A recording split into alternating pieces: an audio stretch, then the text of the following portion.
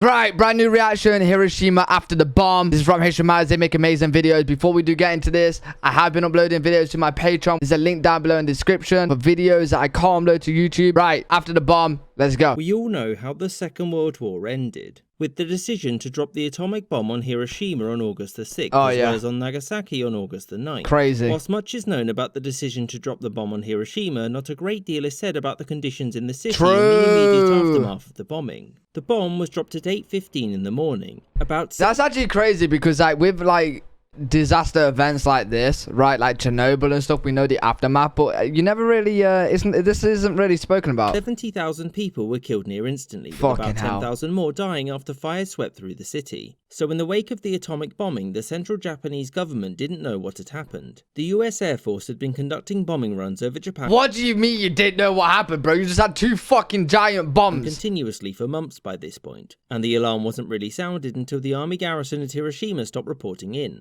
After many hours of not being able to get a response, army chiefs opted to send a recon plane to see what had happened. The recon pilot saw the mushroom cloud from over 100 miles away, but before he could return to Tokyo to say what had happened, President Truman had announced the bombing to the world. Unsurprisingly, the Japanese government was completely unprepared for this event, and early rescue efforts were poor. Did it not have any technology back then to detect a fucking nuclear bomb? In fact, the first people the government sent there were atomic scientists to determine whether or not the Americans were lying. So the humanitarian response in the city was pretty awful, and the reason why was that the death toll included many of the city's high-ranking officials as well as medical and military personnel. Fair enough. That and the fact that the building where rescue efforts were supposed to be coordinated from no longer existed. Most of the city's civilian survivors fled to the surrounding countryside, where infrastructure and the availability of food and medical supplies was extremely poor. Perhaps the most famous man to flee the city was Tsutomu Yamaguchi, who, after suffering serious burns, decided to seek safety in his hometown of Nagasaki. He survived both atomic bombings. No. Hiroshima and relief efforts there were Wait,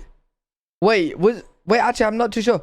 Was the bombs dropped at the same time, or did he go there and then he got another bomb on him? With supply issues. There was little drinking water, food was sometimes scarce, and it took many weeks for medical professionals to arrive en masse. In fact, in the 2 hours after the blast, the Red Cross Hospital, the largest one to survive the blast, had over 10,000 people visit. It had a capacity of 600. The man who led relief efforts within the city was a man called Shinzo Hamai, who basically worked for weeks straight attempting to fix infrastructure and save as many people as possible. His initial efforts were undermined by the fact that relief was organised through the Japanese army, and given that they intended to keep fighting the war, supplies and potential relief workers were directed elsewhere. This is actually mayhem. Also, in case you're wondering, the radiation dissipated very quickly, barring a few areas of the city, and so it wasn't lethal to stay there. The city remained in its bleak state for about 2 months, when after the Japanese surrender, the city was occupied by the American military, and aid became much more readily available. You should also know that the Americans pursued a policy of heavy press censorship concerning the after effects of the bombings, and thus many in Japan were unaware of how bad things were in Hiroshima. Bro, it's actually fucking crazy that America did that, isn't it? So people didn't really start to return to Hiroshima for a couple of years, and most settled in the outskirts of the city. In 1947, Hamai became Hiroshima's first democratically elected mayor, and he tried to work with the American occupying forces to improve relations. The Japanese didn't start the process of rebuilding the city proper until 1949, and it would be many more years until the city recovered to its pre-war population. Hiroshima and its people had endured unimaginable tragedy, and remembering the stories of men like Hamai and Yamaguchi are important when looking at the atomic bombings.